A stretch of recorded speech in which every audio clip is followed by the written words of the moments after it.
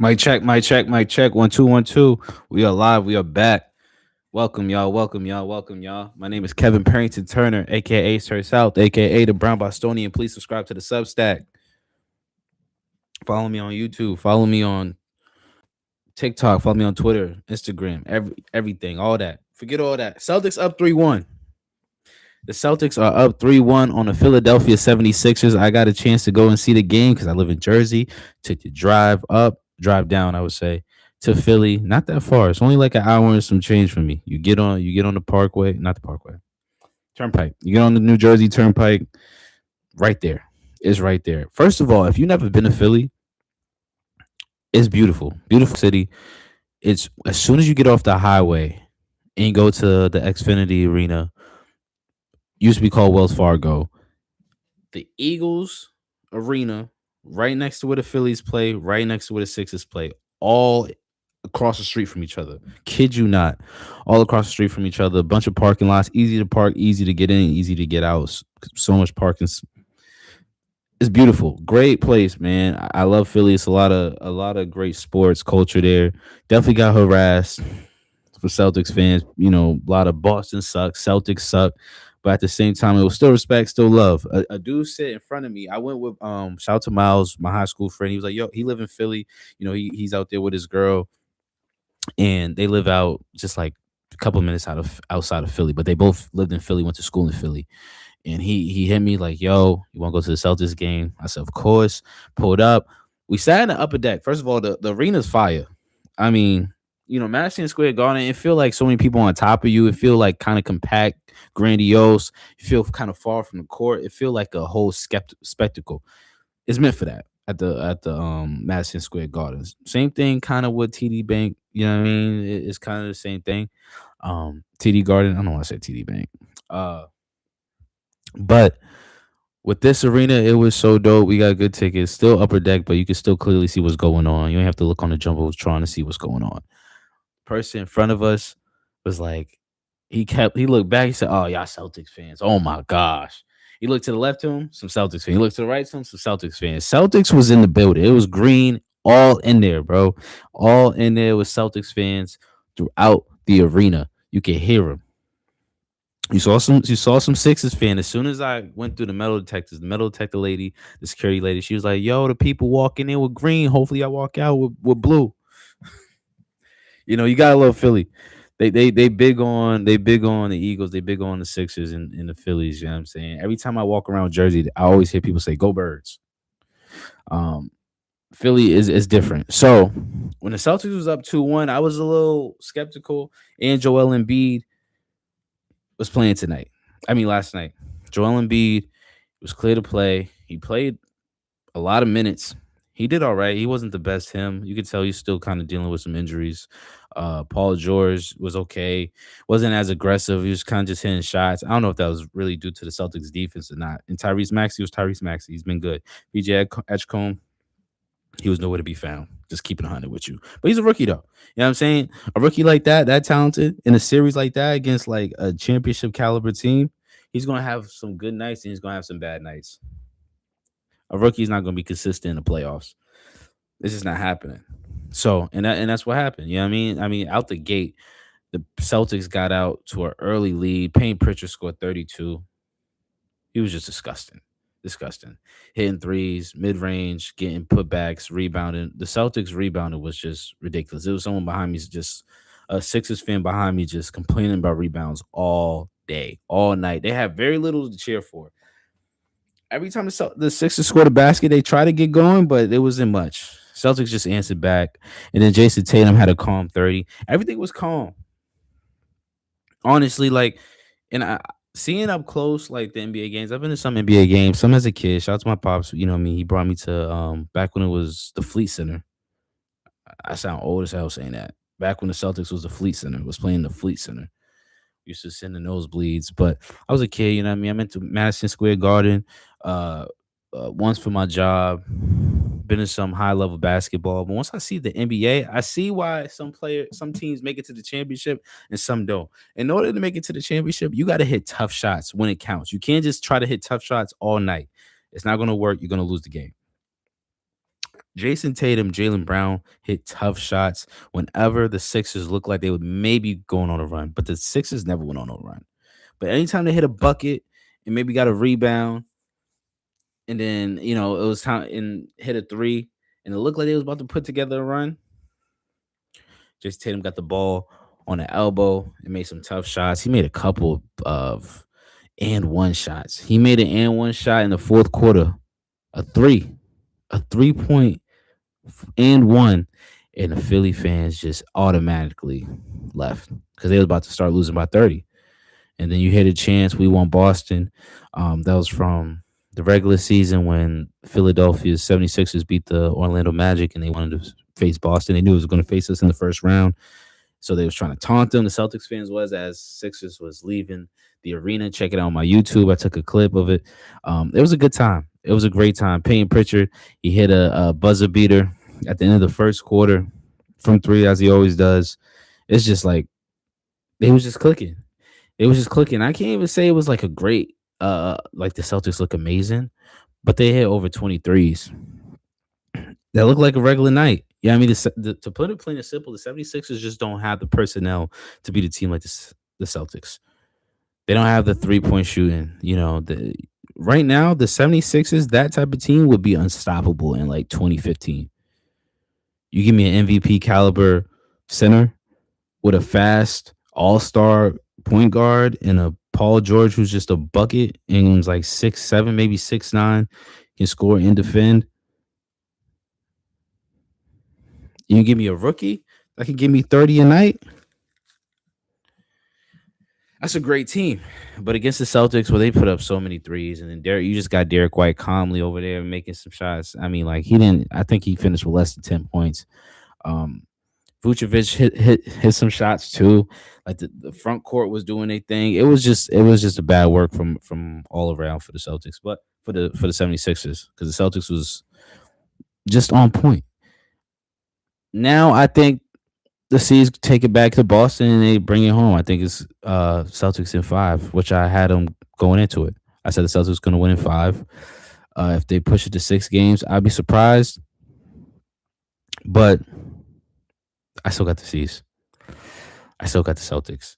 Um, but nonetheless, I like what I'm seeing from the Celtics so far, especially with Jason Tatum back. He said in the post game interview he's not 100%, which is scary because he's still looking better and better as the game progressed. And he dropped a light 30 and still getting rebounds. It's not really the points. He can always shoot threes. He can always score in the mid range, and he's going to the basket. Fairly aggressive, not as much as before, but he's still finishing with contact. But it's the rebounding that I like to see from him. He's still in there in the paint, battling, getting rebounds, getting double doubles. You like to see it. You love to see it. And I think the Celtics take it in Game 5, no question. They're up 3-1. It's a gentleman's sweep, if you ask me, and it'll be another time the Celtics gentleman sweep or sweep the 76ers. I think Joel Embiid has to leave Philly. I think it's Tyrese Maxey's time and VJ Edgecombe. I think Paul George leaves Philly too. You gotta build around him. I know having a good center, but a center that doesn't really play, just send him somewhere else, man. Send him somewhere else where he'll be appreciated, even though he's not gonna play 82 games. He'll play like 40 games, 50 games. You know, 40 games, 50 games, maybe a first round playoff. Look, and then they're gone. But hey, like a Trailblazers, send them to the Trailblazers. Send them to it's like a Sacramento. They'll appreciate that. You know what I'm saying? Philly, no, come on. Philly's too much sport culture for that. You know what I'm saying? I would like to see Philly in the championship caliber team. Like it's been a while, man. It's been a long time. It wasn't even really that. I mean, when Allen Iverson was in his prime, yeah. Ben Simmons, Doc Rivers, like it was okay, but like still like championship time, like it's been a while. I would just like to see Philly do it. You know what I'm saying? We saw it with the Eagles. When they get to that championship caliber team, the city go up. They go crazy. But that's my perspective on it. Next, it's been a while since I've gone live with this Mike Vrabel debacle and the Dianna Russini from the Athletic. I'm not gonna reiterate everything, but The pictures came out of the two at a resort. Mike Vrabel said it was laughable. He brushed it off. Turns out there might be some truth to it. And now Mike Vrabel's at a podium saying, me, I gotta figure some things out with my family, and he's not there for the NFL draft. I hate to. It's not. I'm not gonna be the guy be like, oh, it's about race. It's not. It's not. But Gerard Mayo did not get his fair shot, bro. And now Mike Vrabel gets it, and he gets all the resources. He gets to kick Stephon Diggs out for, I guess, being a distraction, and then now he's a distraction with the reporter. You better him be with Cardi B. He's with a reporter, bro. This guy's with, and that's not to say he's not a great coach. I think he's a good coach. I think he's just as good as a coach with Gerard Mayo. To be honest, you give him the right resources. I think Gerard Mayo does the same thing. You put him against the Broncos in the AFC Championship with the starting quarterback gone. I think they do the same thing. But nonetheless, man, as far as what it means for the Patriots, I still, they got the Romeo Dobbs. They still got Drake May back.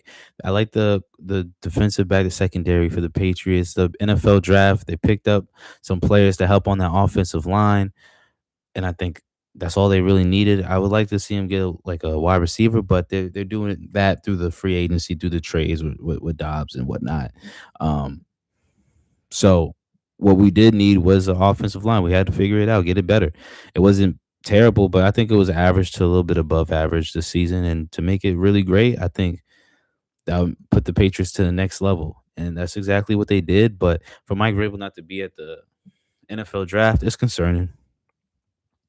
It's concerning. I mean,